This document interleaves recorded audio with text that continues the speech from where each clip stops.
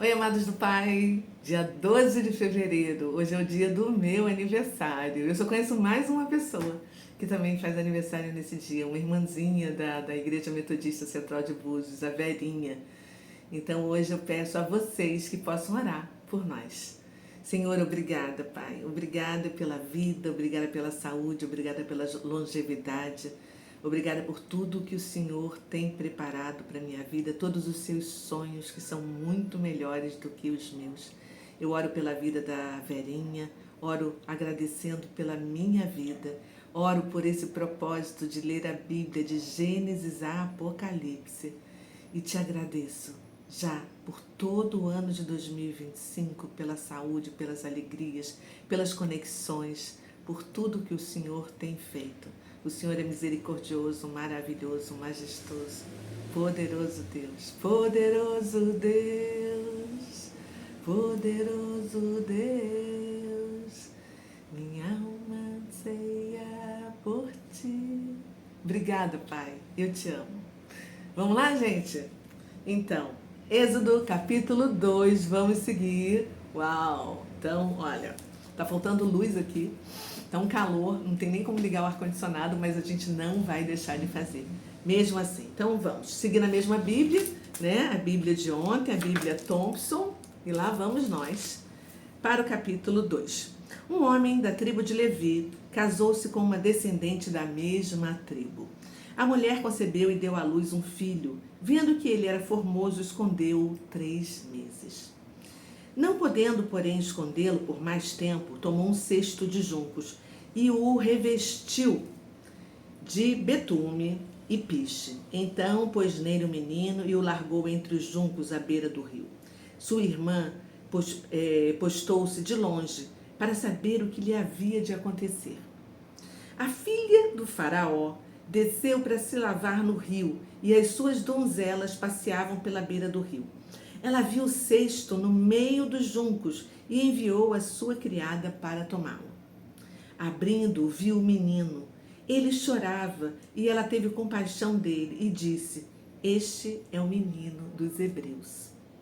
Então disse sua irmã à filha do faraó: Queres que eu vá chamar uma ama dentre as hebreias, que crie esse menino para ti? Respondeu-lhe a filha do faraó: Vai. Foi, pois, a moça e chamou a mãe do menino. Então lhe disse a filha de faraó: Leva este menino e o cria, que eu te darei o teu salário. A mulher tomou o menino e o criou. Sendo o menino já grande, ela o trouxe à filha de faraó, que o adotou. Ela lhe pôs o nome de Moshe, que é Moisés, e disse: Das águas o tirei. Naqueles dias, sendo Moisés já grande, saiu ao encontro de seus irmãos e atentou para as suas cargas. Ele viu que um egípcio feria um hebreu dos seus irmãos. Olhou de uma e de outra banda e, vendo que ninguém ali havia, matou o egípcio e o escondeu na areia. Tornou a sair no dia seguinte e viu 2 hebreus que contendiam. Perguntou ao culpado: Por que feres a teu próximo? O homem respondeu: Quem te põe por líder e juiz sobre nós? Quem te pôs por líder e juiz sobre nós? Pensas matar-me como matastes o egípcio? Então temeu Moisés e disse: Certamente tudo foi descoberto.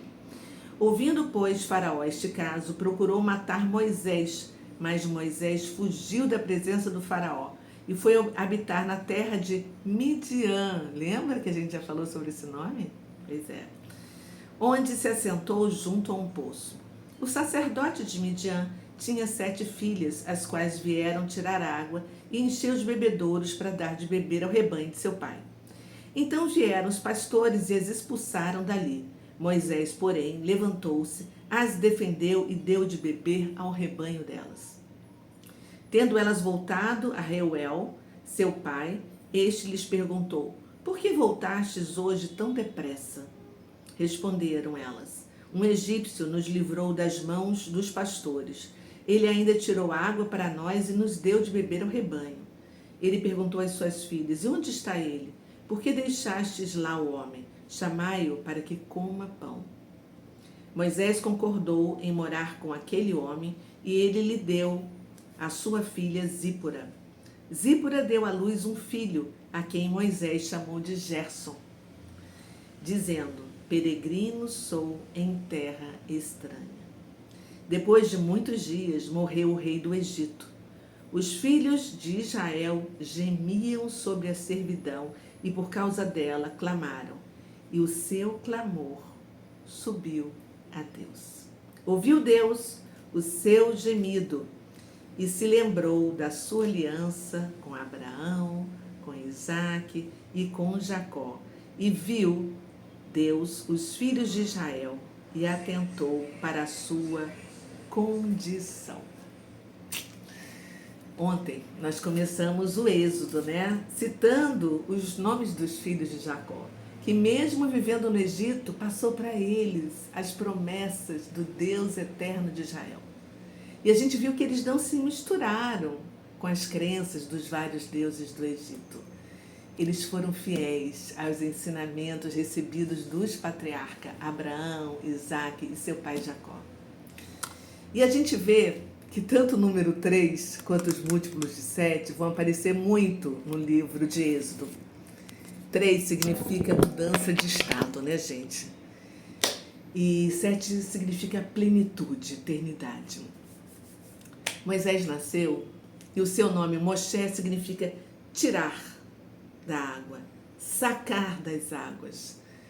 E a filha do faraó, desobedecendo o próprio pai, recebeu Moshe como seu próprio filho, que foi instruído em toda a cultura e ciências daquela atualidade, né? Porque o Egito era a nação mais próspera do mundo daquela época. E depois de matar um homem, né? Nós vimos aqui na leitura, né? Moisés fugiu para o deserto e acabou se casando com Zípora, filha de Jetro, descendente dos midianitas. E nós lemos sobre isso, deixa eu ver, em Gênesis. Vamos voltar à árvore genealógica dos filhos de Abraão, com Quetura, que foi a esposa que ele se casou após a morte de Sara, né? Olha aqui, ó. Aqui, a morte de Abraão, no capítulo 25 de Gênesis. Nós vimos quem eram os filhos de Quetura. Está aqui. E um deles se chamava Midian, que deu origem aos midianitas. E na época eu pedi para você grifar na sua Bíblia, né? E a geração dele apareceu agora e Moisés se casou com uma descendente do filho de Abraão. Viu como é importante a genealogia? E esse medianita, apesar de não ser judeu, né? Ele acreditava no mesmo Deus, o eterno de Israel. Era diferente daqueles egípcios, daquela, né? E aí a gente viu que Moisés passou 40 anos como príncipe do Egito, aprendendo todas as técnicas e estratégias de guerra, das ciências. E no próximo capítulo a gente vai ver, né, que ele vai passar mais 40 anos apacentando as ovelhas do seu sogro, Jetro.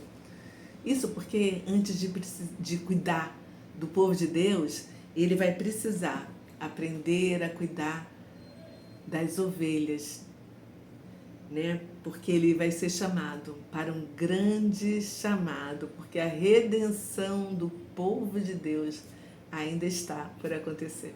E a gente vai seguir aqui, contando essa história maravilhosa nos próximos capítulos.